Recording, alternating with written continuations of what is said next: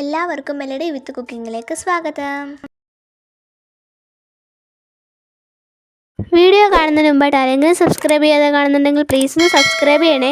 പിന്നെ ആ ബെൽ ബട്ടണും കൂടി ഒന്ന് ക്ലിക്ക് ചെയ്യണേ. ഹായ് കൂട്ടുകാരെ, എല്ലാവർക്കും മെലഡി വിത്ത് കുക്കിങ്ങിലേക്ക് സ്വാഗതം. ഇന്ന് നമ്മളൊരു കൊഞ്ച് റോസ്റ്റിൻ്റെ റെസിപ്പി ആയിട്ടാണ് എത്തിയിരിക്കുന്നത്. ഞാനിവിടെ ഒരു 250 ഗ്രാം നാരൻ ചെമ്മീനാണ് മേടിച്ച് വെച്ചിരിക്കുന്നത്. അതിൻ്റെ തലയും മാലും ഒക്കെ കളഞ്ഞ് ആ മുതുകത്തുള്ളൊരു ചെറിയ നൂല് പോലുള്ള കുടലും ഒക്കെ കളഞ്ഞ് നമ്മൾ നന്നായിട്ട് കഴുകി വൃത്തിയാക്കി വെച്ചിരിക്കുവാണ്. അപ്പോൾ ഇതുകൊണ്ട് ഒരു റോസ്റ്റാണ് നമ്മൾ തയ്യാറാക്കുന്നത്. അപ്പോൾ വീഡിയോയിലേക്കൊക്കെ പോകുന്നതിന് മുന്നേ ഞാനിടുന്ന ഈ കുട്ടി കുട്ടി വീഡിയോസ് നിങ്ങൾക്ക് എല്ലാവർക്കും ഇഷ്ടപ്പെടുന്നുണ്ടെങ്കിൽ തീർച്ചയായും പ്ലീസ് എല്ലാവരും ഒന്ന് ലൈക്ക് ചെയ്തും ഷെയർ ചെയ്തും സബ്സ്ക്രൈബ് ചെയ്തുമൊക്കെ എൻ്റെ ഈ കുട്ടി ചാനലൊന്ന് സപ്പോർട്ട് ചെയ്ത് വിടണേ. അപ്പോൾ ഇതിന് വേണ്ട ബാക്കി സാധനങ്ങൾ എന്തൊക്കെയാണെന്ന് നമുക്ക് നോക്കാം. ഞാനിവിടെ ഒരു 3 ചെറിയ സവോള എടുത്തിട്ടുണ്ട്. ചെറിയുള്ളി ഉണ്ടെങ്കിൽ അതായിരിക്കും നല്ലത്. എൻ്റെ കയ്യിൽ കുറവായിരുന്നുകൊണ്ടാണ് ഞാൻ സവോള മാത്രം എടുക്കുന്നത്. പിന്നെ നമുക്ക് വേണ്ടത് 2 പച്ചമുളകുണ്ട്, അതുപോലെ 3 അല്ലി വെളുത്തുള്ളിയുണ്ട്, ഒരു ചെറിയ കഷ്ണം ഇഞ്ചിയുണ്ട്, കുറച്ച് തേങ്ങാക്കൊത്ത് എടുത്ത് വെച്ചിട്ടുണ്ട്, ഒരു കുഞ്ഞ് തക്കാളിയുണ്ട്, അതുപോലെ ഒരു തണ്ട് കറിവേപ്പില വെച്ചിട്ടുണ്ട്. പിന്നെ തക്കാളി ചെറുതേ എടുത്തിട്ടുള്ളൂ, അതുകൊണ്ട് തന്നെ നമ്മളൊരു കുഞ്ഞു ചുള കുടംപുളി അത് 3ആയിട്ട് കീറി നല്ലവണ്ണം കഴുകിയിട്ട് വെള്ളത്തിലിട്ട് വെച്ചിരിക്കുവാണ്. അപ്പോൾ ഇത്രയും സാധനങ്ങളും കൂടെ ബാക്കി മസാലപ്പൊടികളൊക്കെ നമ്മൾ ചേർക്കുമ്പോൾ അത് വഴിയെ നമുക്ക് കാണാം. അപ്പോൾ ഇത്രയും കാര്യങ്ങളൊക്കെ വെച്ചിട്ടാണ് നമ്മൾ ഈ കൊഞ്ച് റോസ്റ്റ് ഉണ്ടാക്കുന്നത്. ഇത് എൻ്റേതായിട്ടുള്ള രീതിയാണ്. അപ്പോൾ നമുക്ക് ഒട്ടും താമസിയാതെ വീഡിയോയിലേക്ക് പോകാം. ചീനിച്ചട്ടി അടുപ്പിൽ വെച്ച് ചട്ടി ചൂടായപ്പോൾ ഒരു 2 ടേബിൾ സ്പൂണോളം വെളിച്ചെണ്ണ ഞാൻ ഒഴിച്ച് കൊടുത്തിട്ടുണ്ട്. അപ്പോൾ എണ്ണ ഏകദേശം ചൂടായി വന്നിട്ടുണ്ട്. ഇനി നമുക്ക് കടുക് പൊട്ടിക്കണം. അത് കഴിഞ്ഞ് നമ്മൾ അരിഞ്ഞു വെച്ചിരിക്കുന്ന സാധനങ്ങൾ ഓരോന്നായിട്ടിട്ട് വഴറ്റി കൊടുക്കാം. കടുക് ഏകദേശം എല്ലാം പൊട്ടിക്കഴിഞ്ഞു. ഇനി നമുക്ക് ഇഞ്ചി വെളുത്തുള്ളി അരിഞ്ഞത് ഇട്ട് കൊടുക്കാം.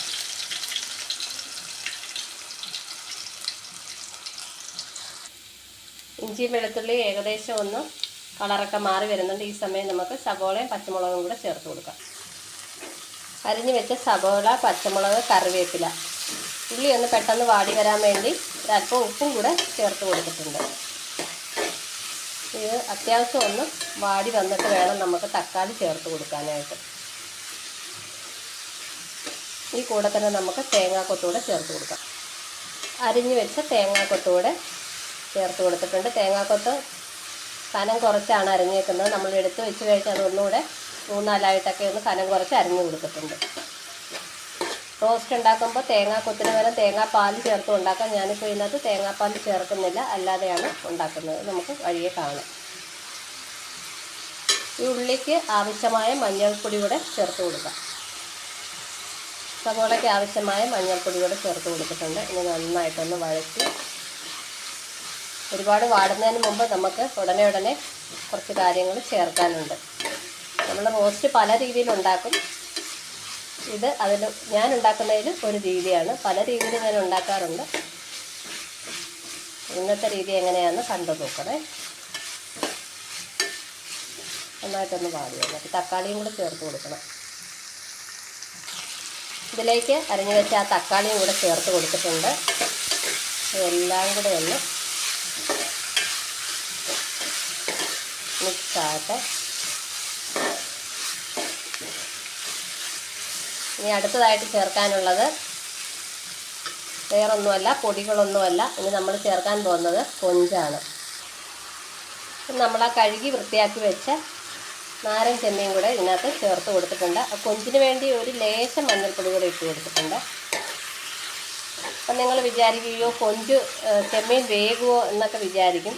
പക്ഷേ ചെമ്മീനകത്തും അല്പം ജലാംശമൊക്കെ ഉണ്ട്. ഈ ഉള്ളിയുടെ ജലാംശത്തിലും ആ എണ്ണയിലും കിടന്ന് നമ്മുടെ ചെമ്മീൻ നന്നായിട്ട് വെന്ത് വരും. ഇനി നമുക്കിത് അടച്ച് വെച്ച് കൊടുക്കണം. അത് കഴിഞ്ഞ് ഒരുവിധം വേവാകുമ്പോൾ വേണം നമ്മുടെ ബാക്കി മസാലകളെല്ലാം നമുക്ക് ചേർത്ത് കൊടുക്കാനായിട്ട്. നന്നായിട്ടൊന്ന് ഇളക്കി യോജിപ്പിക്കട്ടെ. ഇപ്പം ഉള്ളിയും ചെമ്മീനും എല്ലാം നന്നായിട്ട് ചേർത്ത് ഇളക്കിയിട്ടുണ്ട്. ഇപ്പം തന്നെ നിങ്ങൾക്ക് കാണാം വെള്ളം ഇതിൽ നിന്നൊക്കെ ഇറങ്ങി വരുന്ന ഉള്ളിയുടെ, തക്കാളിയുടെ, ചെമ്മീൻ്റെ ഒക്കെ ആ വെള്ളം ഇറങ്ങി തന്നെ ഇത് നന്നായിട്ട് വെന്ത് വരും. ഇനി നമുക്കിതൊന്ന് അടച്ച് വെച്ച് കൊടുക്കാം.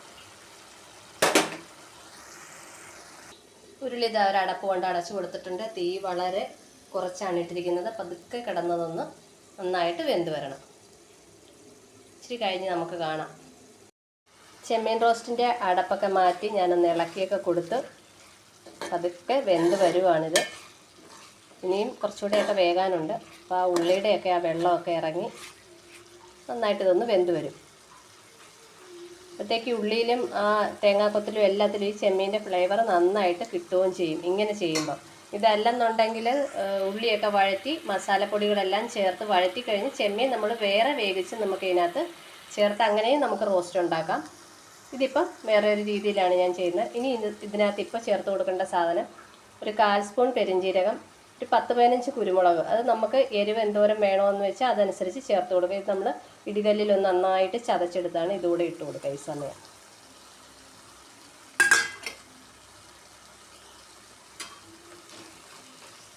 നന്നായിട്ടൊന്ന് ഇളക്കി യോജിപ്പിക്കാം. പെരിഞ്ജീരകം കുരുമുളക് ചതച്ചത് നന്നായിട്ട് ഇളക്കി യോജിപ്പിച്ചിട്ടുണ്ട്. ഇനിയും നമുക്കൊരു 2 മിനിറ്റ് ഒന്ന് അടച്ചു വെച്ച് കൊടുക്കാം. ചെമ്മീൻ റോസ്റ്റിലേക്ക് നമ്മൾ എടുത്തു വെച്ച കുടംപുളി കൂടെ ചേർത്ത് കൊടുത്തിട്ടുണ്ട്. ഇനി ഇതും കൂടെ ഇതിനകത്തൊന്ന് കിടന്ന് പുളിയൊക്കെ ഒന്ന് ഇറങ്ങി വരാം. ഇതിന് പകരം കുടംപുളിക്ക് പകരം വാളംപുളി പിഴിഞ്ഞും ഒക്കെ ചേർക്കാം. അത് ഓരോരുത്തരുടെ ഇഷ്ടം പോലെയൊക്കെ ചേർക്കാം. ഇനി നമുക്ക് പൊടികൾ ചേർക്കേണ്ട സമയമായി. ഇനി നമുക്ക് പൊടികൾ ചേർത്ത് കൊടുക്കാം. ഞാനിവിടെ ഒരു 2.5 ടീസ്പൂൺ മല്ലിപ്പൊടിയും 1 ടീസ്പൂൺ ഇത് എരിവുള്ള മുളക് പൊടിയാണ്, അതുകൊണ്ട് 1 ടീസ്പൂണേ എടുത്തിട്ടുള്ളൂ.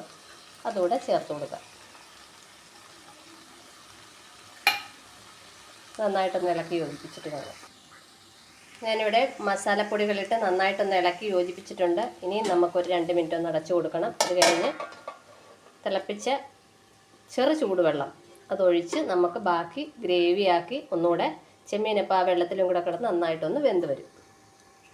ചെമ്മീൻ്റെ അടപ്പൊക്കെ മാറ്റി കൊടുത്ത് നമ്മുടെ മല്ലിപ്പൊടിയും മുളക് പൊടിയൊക്കെ ചേർത്ത് നന്നായിട്ട് വഴണ്ടി വന്നിട്ടുണ്ട്. ഇപ്പം തന്നെ നമുക്ക് കാണുമ്പോൾ ഇങ്ങനെ കഴിക്കാനുള്ളൊരു പരുവത്തിനായിട്ടുണ്ട്. പോരാ, നമുക്ക് ഇച്ചിരി ഗ്രേവി ആയിട്ട് എടുക്കണമല്ലോ. അതുകൊണ്ട് നമ്മളിവിടെ വെള്ളം ചൂടാക്കിയിട്ടുണ്ട്. ചെറു ചൂടുവെള്ളം ഒഴിച്ചു കൊടുക്കാം.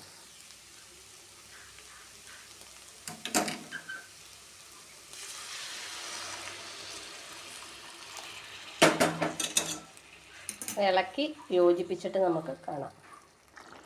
ഗ്രേവിക്ക് ആവശ്യമായ ചെറു ചൂടുവെള്ളം കൂടെ ഞാൻ ഒഴിച്ചു കൊടുത്തിട്ടുണ്ട്. ഇനി നമുക്ക് അടച്ചു വെച്ച് വേവിക്കാം. അപ്പോൾ ചെമ്മീൻ ബാക്കിയും കൂടെ നന്നായിട്ട് വെന്ത് ഇതൊന്ന് തിക്കായിട്ടൊരു ഗ്രേവി ആയിട്ട് കിട്ടും നമുക്ക്. ഇനി അടച്ചു വെച്ച് കൊടുക്കാം. ഞാൻ ഉപ്പൊക്കെ ചെക്ക് ചെയ്തു. ഉപ്പ് കുറവായിരുന്നപ്പോൾ കുറച്ച് ഉപ്പ് കൂടെ നമ്മൾ ചേർത്ത് കൊടുത്തിട്ടുണ്ട്. ഇനി അടച്ചു വെച്ച് കൊടുക്കാം. ചെമ്മീൻ റോസ്റ്റ് അങ്ങനെ ഏകദേശം റെഡിയായി വരുന്നു. കുറുകി എണ്ണയൊക്കെ തെളിഞ്ഞ് വരുന്നുണ്ട്. സൈഡ് വഴിയൊക്കെ എണ്ണ തെളിയുന്നുണ്ട്. നല്ല ടേസ്റ്റുണ്ട്. ഞാനൊന്ന് ടേസ്റ്റ് ചെയ്ത് നോക്കി. ചിക്കൻ റോസ്റ്റൊക്കെ ചെയ്യുന്ന അതേ ഒരു തോന്നലാണ് ഇപ്പോൾ നമുക്ക് വരുന്നത്. ഇച്ചിരി കൂടെ ഒന്ന് തിക്കായിക്കോട്ടെ. എന്നിട്ട് നമുക്കൊരു പ്ലേറ്റിലൊക്കെ എടുത്തിട്ട് കാണാം. എൻ്റെ കൊഞ്ച് റോസ്റ്റിൻ്റെ ഫൈനൽ ലുക്ക് ഇതാണ്. ഞാൻ അവസാനമായിട്ട് ഒരല്പം കറിവേപ്പിലയും ഒരു 1/4 സ്പൂൺ പച്ച വെളിച്ചെണ്ണയും കൂടെ ഒഴിച്ച് കൊടുത്തിട്ടുണ്ടായിരുന്നു. ഈ ഒരു സ്റ്റേജിലാണ് നമ്മുടെ കൊഞ്ച് റോസ്റ്റ് ഇരിക്കുന്ന ആവി മുകളിലേക്ക് അടിക്കുന്നുണ്ട്. നല്ല എണ്ണയൊക്കെ തെളിഞ്ഞ് നല്ല കുറുകുറാന്നായി കിട്ടിയിട്ടുണ്ട്. ഇനി നമുക്കൊരു പ്ലേറ്റിലൊക്കെ എടുത്തിട്ട് കാണാം. അങ്ങനെ നല്ല സ്വാദിഷ്ടമായ കൊഞ്ച് റോസ്റ്റ് ഇവിടെ റെഡിയായി കഴിഞ്ഞു.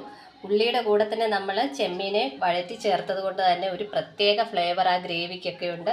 ഇങ്ങനെ ചെയ്ത് നോക്കാത്തവർ തീർച്ചയായും ഒന്ന് ചെയ്ത് നോക്കണം. മസാലയെല്ലാം വഴറ്റി കൊഞ്ചിനെ വേവിച്ച് നമ്മൾ ചെയ്യുന്നതും ഇങ്ങനെ ചെയ്യുന്നതും തമ്മിൽ ഒരല്പം വ്യത്യാസം ഉള്ളതായിട്ട് എനിക്ക് ഫീൽ ചെയ്തിട്ടുണ്ട്.